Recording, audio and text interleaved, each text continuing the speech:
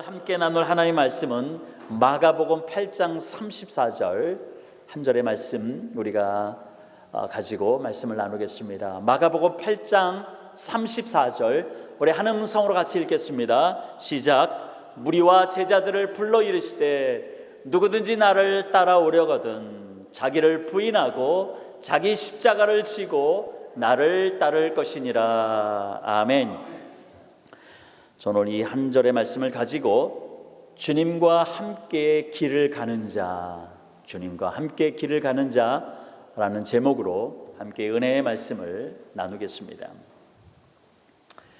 우리가 함께 길을 간다는 것은 어떤 뜻이죠? 그것은 모든 생각들 또 같은 뜻을 가지고 같은 행동을 한다는 의미가 있는 거죠. 우리가 결혼할 때도 나의 길에 함께 가자라고 했을 때 우리가 서로 마음이 맞아서 그래서 이제 결혼을 하게 되는 거고 평생도록 우리가 같은 뜻, 같은 마음으로 같은 행동을 하면서 우리가 이 땅을 살아가고 있는 것이죠. 즉 인생의 동반자라고 하는 의미가 함께 길을 간다라고 하는 의미에 있는 것입니다. 그래서 누군가 함께 우리가 길을 간다라면은 서로 힘이 되어주기도 하고요, 서로 의지가 되고 때로는 인생의 길에서 만나는 많은 장애물들도 함께 힘을 합쳐서 그것을 뛰어넘게 하는 힘도 우리가, 능력도 우리가 서로 주게 되는 것이죠.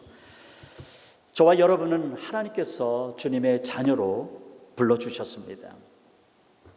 주님께서 불러주셨다라고 하는 것은 주님이 여러분과 함께 길을 가기를 원하시고 우리를 동반자 삼아주셨다는 것입니다. 뿐만 아니라 하나님께서는 우리에게 이 코로나 은혜 한인교회를 세워주셨습니다. 그래서 저와 여러분들도 이 코로나 은혜 한인교회 주님의 교회에서 함께 만나서 우리가 함께 그 길을 걸어가고 있는 것입니다. 얼마나 큰 은혜인지 모릅니다. 지난 2년의 세월을 우리가 돌이켜볼 때 참 하나님의 은혜로 우리 가운데 역사하셨구나라고 하는 것을 깨닫게 됩니다. 우리 성도들이 함께 신앙생활에서 함께 걸어가기 때문에 함께 코로나 은혜 한인교회라는 그 우리가 공동체, 믿음의 공동체 안에서 우리가 함께 길을 걸어가기 때문에 지금까지 우리는 성도들 같이 신앙생활하면서 뒤처지는 성도가 없는지 우리가 돌아보면서 서로 격려도 하고 서로 손을 붙잡고 위로자가 되어주고 우리가 함께 길을 걸어갈 수 있는 것입니다. 이와 같이 예수님도 저와 여러분을 불러서 함께 길을 걸어가자라고 오늘 우리를 성도로 불러주시고 우리가 함께 그 길을 걸어가고 있는데 우리 주님께서는 때로 내가 부른 이 성도가, 나의 자녀들이 나의 길을 잘 따라오고 있는지, 또한 내가 가는 그 길을 잘 이해하고 있는지 주님은 때로 점검하고 싶을 때가 있다는 것이죠. 지금 예수님께서는 예루살렘을 향하여 길을 걸어가고 있습니다. 예루살렘으로 지금 가는 길은 어쩌면 예수님의 이 땅에서 삶의 마지막 길이다라고 예수님은 생각하며 그 길을 지금 걸어가고 있습니다. 예루살렘에서 무엇이 기다리고 있는지, 그리고 이 땅에 당신이 오신 목적을 이룰 때가 되었다라는 것을 예수님은 지금 마지막 예루살렘으로 가면서 알고 있습니다. 그래서 예수님은 지금 자신을 따라오는 이 제자들이 예수님이 가시는 길을 잘 이해하고 있는지, 그리고 그 길을 잘 따라오는지 예수님은 묻고 싶으셨을 것입니다. 먼저 예수님은 사람들한테, 이 제자들에게 사람들이 도대체 나를 누구라고 생각하느냐라고 물으셨고, 또 제자들로부터 또 그 대답을 얻으셨습니다. 이제 예수님은 자신을 따라오기 위해서 모든 직업들, 모든 것들을 내버려 두고 헌신해서 따라오는 이 제자들에게 동일한 질문을 예수님께서는 하고 계십니다. 마가복음 29장 상반절에 보니까 너희는 나를 누구라 하느냐라고 예수님께서 묻고 계시는 것이죠. 모든 것을 버리고 가족도 뒤로 하고 오직 주님이 부르셨던 그 길을 따라가면서 예수님은 정말 제대로 따라오고 있는지, 아니면 나의 길을 가는 것을, 그 길을 아는지 점검하시는 거죠. 너희는 나를 누구라고 하느냐. 아주 중요한 질문입니다. 왜냐하면 예수님께서 이제 마지막 가시는 그 예루살렘 길은 어떤 일이 벌어질지 예수님이 아시기 때문인 것이죠. 그래서 십자가 죽음을 향하여 지금 예수님은 예루살렘을 향해 걸어가시는데, 내가 이 땅을 떠나서 이제 남게 될 제자들, 이 제자들이 나의 신앙의 유산을 이어받아서 계속해서 그 길을 걸어가야 되는데 제대로 그 길을 이해하지 못하면 걷지 못할 거 아니에요. 그래서 예수님은 확인하고 싶으셨던 것입니다. 예수님의 질문을 받은 제자들은 어렴풋 예수님이 어떤 분이시다라고 하는 것들을 아는 것 같은데 선뜻 제자들은 대답을 못합니다. 근데 언제나 나서기를 좋아하고 성격대로 그렇게 급하게 끼어들 준비가 되어 있는 베드로가 이제 그 침묵을 깨고 대답하는 거죠. 마가복음 8장 29절 하반절에 베드로가 대답하여 이르되 주는 그리스도이십니다 라고 예수님의 질문에 대답하고 있습니다. 이 말씀과 병행구절인 마태복음 16장 16절에는 이렇게 기록되어 있는데요, 주는 그리스도시요 살아계신 하나님의 아들입니다 라고 베드로가 고백하고 있는 것이죠. 이 고백을 한 베드로 아마 깜짝 놀랐을 것입니다. 내가 이런 고백을 할 수 있나라고 하는 그 고백을 한 자신에 대해서도 깜짝 놀랐을 것이고, 베드로의 성정이나 베드로의 지식을 봤을 때 그 옆에 있는 제자들도 아니 저 사람이 어떻게 저 고백을 하지라고 할 정도로 제자들도 아마 깜짝 놀랐을 것입니다. 예수님도 이 베드로의 고백에 정말로 너무 기뻐서 베드로를 축복하는 것을 보게 됩니다. 마태복음 16장 17절 말씀에 보니까 파요나 시몬아 네가 복이 있다, 네가 복이 있다라고 예수님도 이 베드로의 고백에 너무 기특해서 네가 정말로 복이 있는 자구나. 그래서 예수님은 이 베드로의 어떤 그 시몬이라고 하는 원래 이름에서 베드로, 너는 이제부터 베드로라, 즉 반석이다라고 하는 의미의 이름을 예수님께서 주는 것을 보게 됩니다.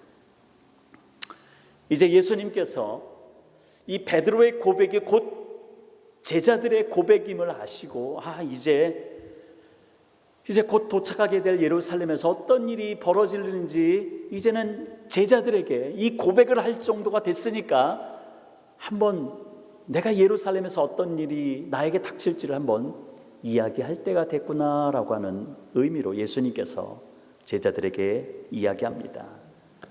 마가복음 8장 31절입니다. 인자가 많은 고난을 받고 장로들과 대제사장들과 서기관들에게 버림받아 죽임을 당하고 사흘 만에 살아나야 할 것을 비로소 그들에게 가르치되라고 말씀하고 있습니다. 베드로의 고백을 들은 그 다음에 그 베드로의 고백이 모든 제자들의 마음이다 생각하고 내가 이제는 십자가 죽음을 받을 거야 라고 하는, 그것이 나의 사명이라고 하는 것들을 예수님께서 비로소 알려주셨다는 것입니다. 예수님은 이 땅에 오신 목적을 제자들에게 이제야 알려주신 것입니다. 처음 알려주신 것입니다. 자, 베드로의 고백이 있었습니다. 베드로의 고백은 모든 제자들의 고백과 같은 것이죠.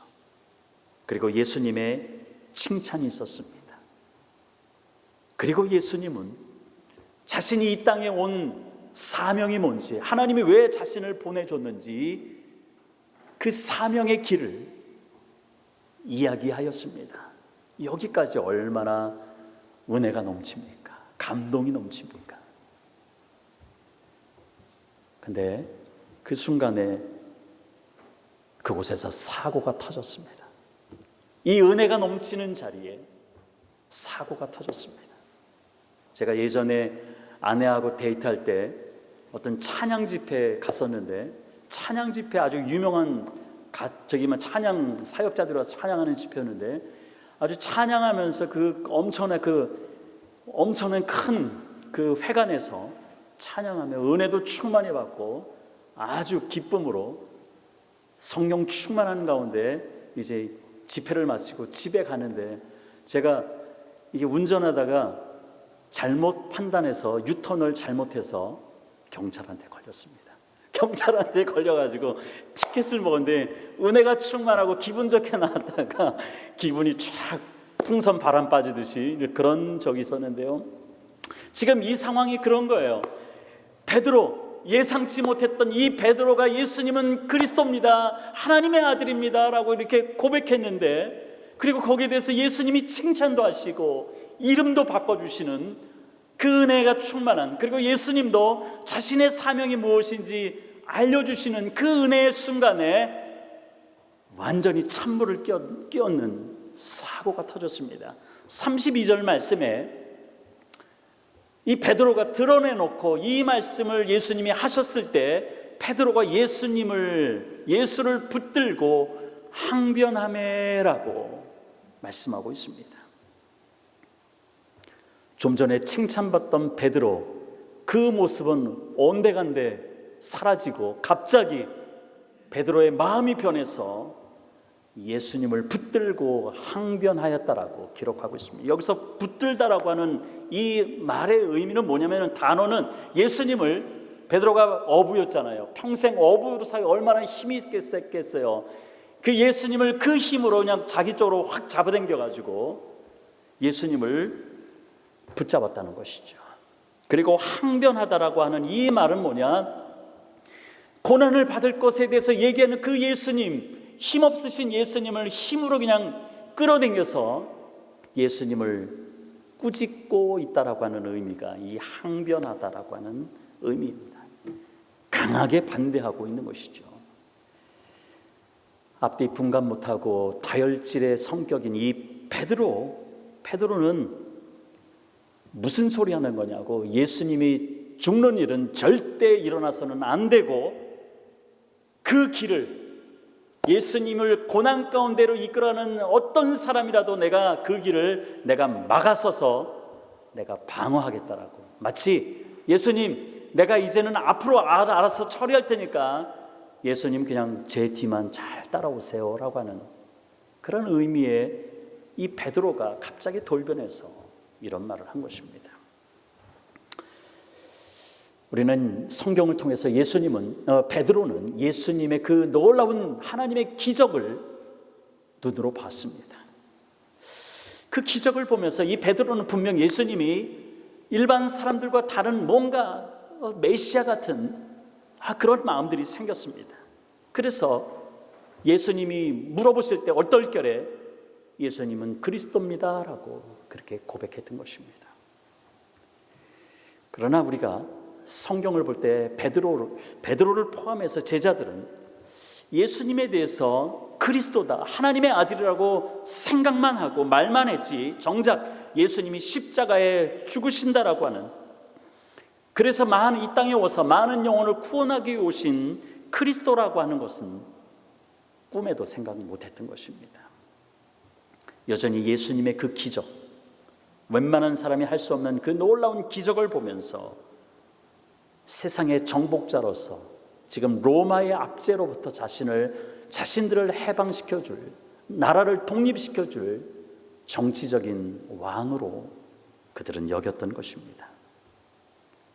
예수님은 이러한 제자들의 마음을 꿰뚫어 보았습니다. 예수님은 그들의 마음을 꿰뚫어 보신 것이죠. 그래서 예수님께서는 베드로가 그 고백을 들으신 후에 예수님께서 너희들이 생각하는 것처럼 나는 정치적인 그리스도가 아니야. 나는 고난받는 종이라는 사실을 알려주신 것입니다. 사람들이 원하는 대로 물리적인 힘으로 세상을 정복하는 그런 자가 아니라 세상을 짊어지고 세상의 죄를 짊어지는 연약한 어린 양이라고 하는 것들을 예수님은 말씀하신 것입니다. 그래서 예수님은 하나님의 일보다 사람의 일을 먼저 생각하는 이 베드로를 신랄하게 꾸짖으셨습니다.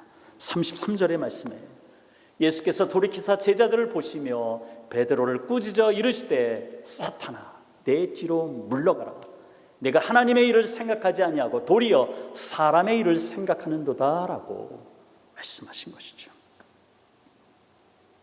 왜 이렇게 예수님을 이해하는 데 있어서 이 제자들의 마음이 이랬다 저랬다 하는 것일까요?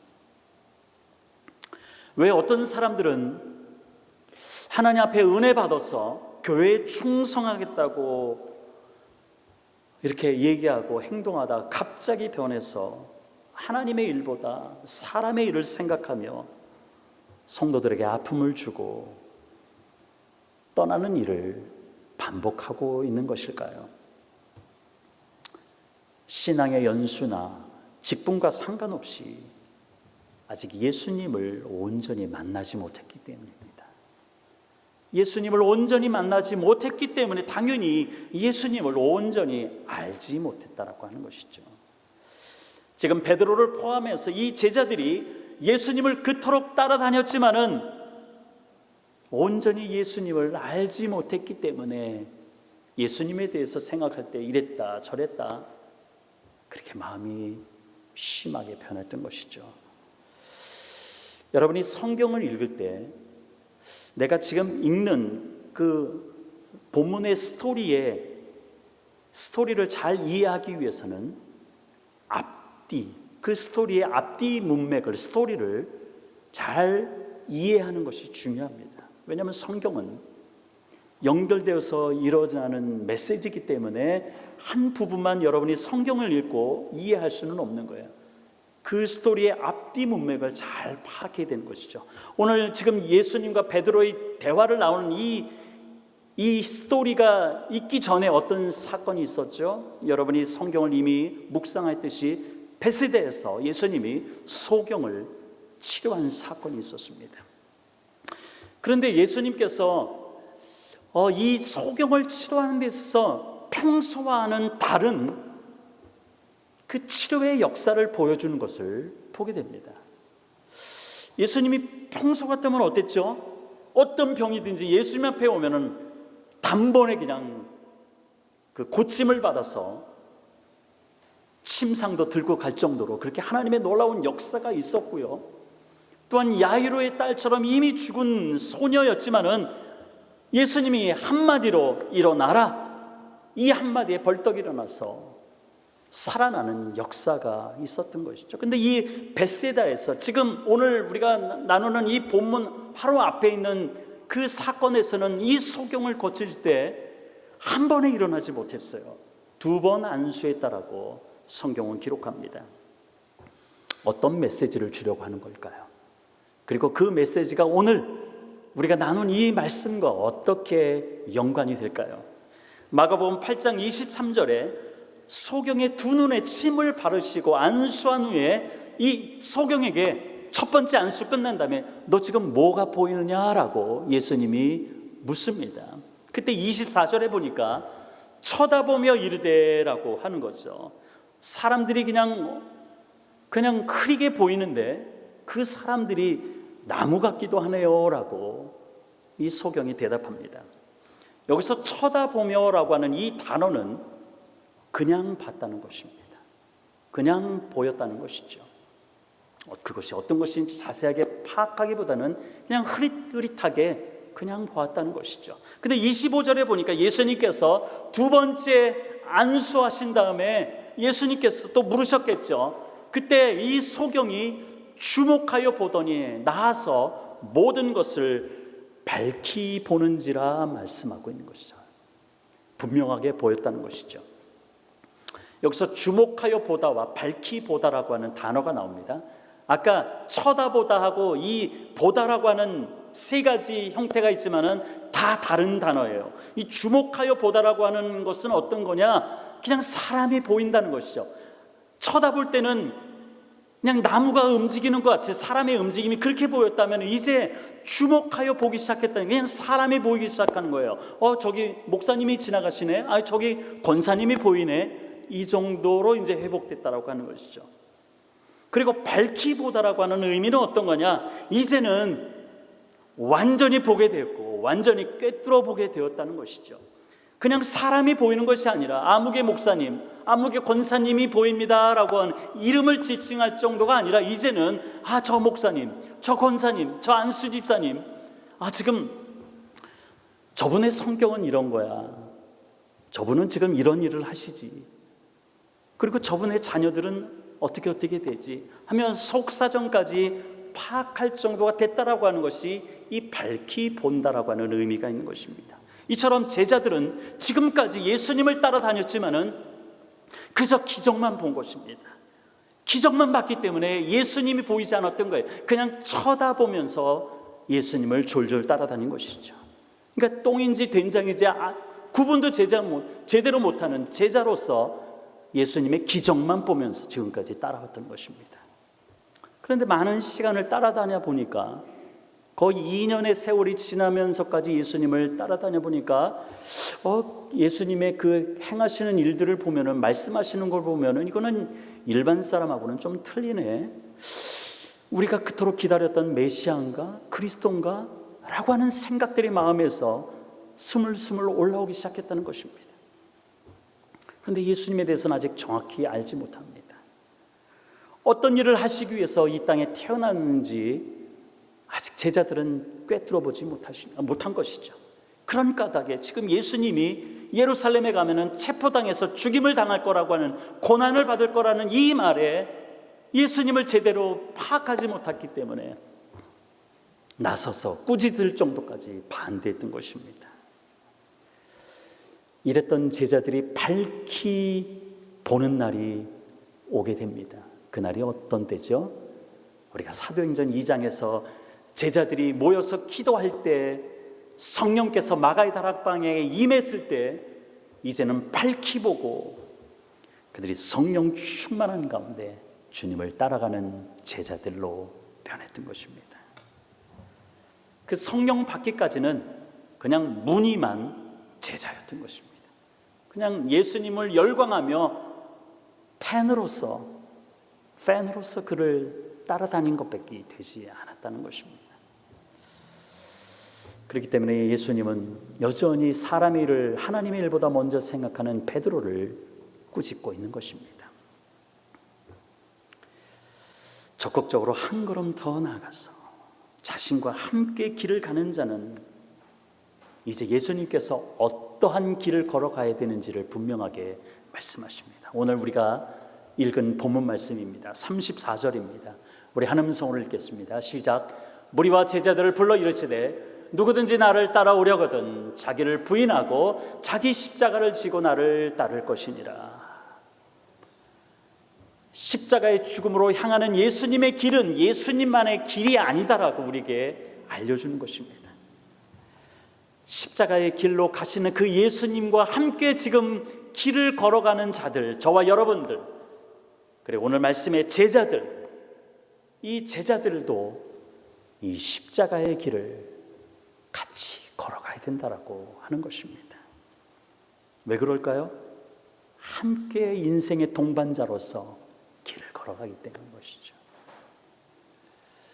저희 아내가 결혼하기 전에 당신이 시골에 가서 배추 심는 데 가면 배추 심는 데까지 쫓아가겠다고. 맞습니다. 그게 동반자죠. 예수님이 그 고난의 길을 갈 때 나는 그냥 사람의 일만 생각하고 그 고난의 길, 하나님의 일들을 뒷전에 놓고 한다면 그거는 주님과 함께 길을 걸어가는 자가 아닐 것입니다. 예수님께서는 그 길이라고 하는 것은 정말로 힘든 길이고 내려놓아야 될 것들이 많고 인생의 고비를 거쳐가면서 경험해야 될 절망들이 얼마나 많은 길이겠습니까? 그러나 예수님께서 그 길을 가야 된다라고 지금 말씀하실 때는 그 길만이 생명의 길이고 상급받는 길이고 복된 길임을 주님께서 알기 때문에 고난의 길을 알지라도 얘야 나랑 그 길 같이 가자라고 주님께서 오늘 저요 여러분에게 말씀하고 있는 것입니다. 오늘 아침에 유튜브에서 우연히 그 길과 길이라고 하는 제목의 어떤 다큐멘터리 그 영상을 보게 됐습니다. 그 영상에는 캐나다 어느 지역에 그 엄마 기러기와 5 새끼 기러기가 에 대해서 이야기하는 짧은 영상입니다. 이 높은 나무의 둥지에 이 엄마 기러기와 5 새끼 기러기들이 함께 있는데 어느 날 갑자기 엄마가 둥지로 돌아오지 않는 거예요. 그러니까 먹을 시간도 됐고 배고픈데 이 새끼 기러기들은 울부짖었겠죠. 그런 가운데 어디선가 엄마 기러기의 목소리가 들리기 시작합니다. 확인해 봤더니 나무 아래에서 엄마 기러기가 소리를 내는 것이죠. 기러기가 무슨 말을 하는지 우리가 어떻게 알겠습니까? 근데 생각한데 그 엄마 기러기는 얘들아 거기 계속 있으면은 너희 스스로가 잘할 수 없단다. 내려와야 된다 라고 하는 소리일 것입니다. 근데 이 새끼 기러기들이 밑을 보니까 너무 높아가지고 무서워가지고 멈칫멈칫하는 거죠. 근데 이 사람도 그런데 그런 새 종류도 성격 차이가 있는 것 같아요.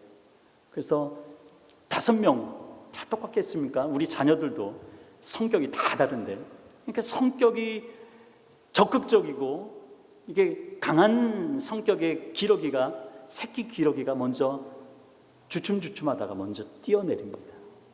그리고 2번째, 3번째, 4번째 기러기 새끼들도 이게 순차적으로 뛰어내립니다. 마지막 기러기는 이렇게 영상에도 둥지에 그냥 웅크리고 앉다가 이게 좀 소심한 기러기 같아요. 근데 계속해서 밑에서는 막 부르니까 주춤주춤하다 결국은 이 5번째 새끼 기러기도 뛰어내립니다. 그리고 마지막 영상에 엄마 기러기와 네 마리의 이 새끼 기러기들이 물 위를 둥둥 떠다니면서 평화롭게 노니는 장면이 보입니다. 그걸 보면서 5마리였는데 한 마리 어디 갔지? 라고 생각했는데 그 밑에 바로 자막이 나오더라고요. 5번째 뛰어내리는 그 기러기는 결국 죽었다고. 어떻게 죽었는지는 모르지만 그렇습니다. 둥지를 떠나서 뛰어내릴 때 거기가 살 길이고 인생을 헤쳐나갈 수 있는 생명의 길이라고 하는 메시지로 저는 받아서 오늘 이렇게 함께 나눕니다. 예수님은 오늘도 내 신앙이 멈추어 있기를 원하지 않으십니다. 예수님과 함께 길을 걸어가는 그 길에서 탈락되기를 예수님은 원하지 않는 것이죠. 쳐다보았던 우리의 신앙, 주목하여 보았던 우리의 신앙이 변해서 하나님은 밝히 보는 신앙으로 우리가 성장하기를 원하십니다. 제자들은 성령 충만함 받은 후에 그들은 밝히 보았기 때문에 예수님이 가신 길을 믿음으로 걸어갔고, 일설에 의하면 예수님의 그 제자들이 다 순교의 자리에서 있었다고 합니다. 바울은 이렇게 고백합니다. 고린도전서 15장 31절에 나의 자랑을 두고 탄원하노니 나는 날마다 죽노라. 사랑하는 성도 여러분, 주님과 함께 지금 저와 여러분이 길을 걷고 있다면 주님이 원하는 것은 나를 부인하고 나의 십자가를 지는 것입니다. 내 가정의 십자가, 내 환경의 십자가, 내 자녀들의 십자가, 또한 교회가 이렇게 연약할 때 이 교회의 십자가, 주님 내가 그것을 지고 나는 죽고 날마다 주님 따라가겠습니다. 주님은 우리에게 이 신앙을, 이 고백을 원하실 것입니다. 이 한 주간도 주님 말씀 붙잡고 승리하시기를 예수 그리스도의 이름으로 축원드립니다. 함께 기도하겠습니다.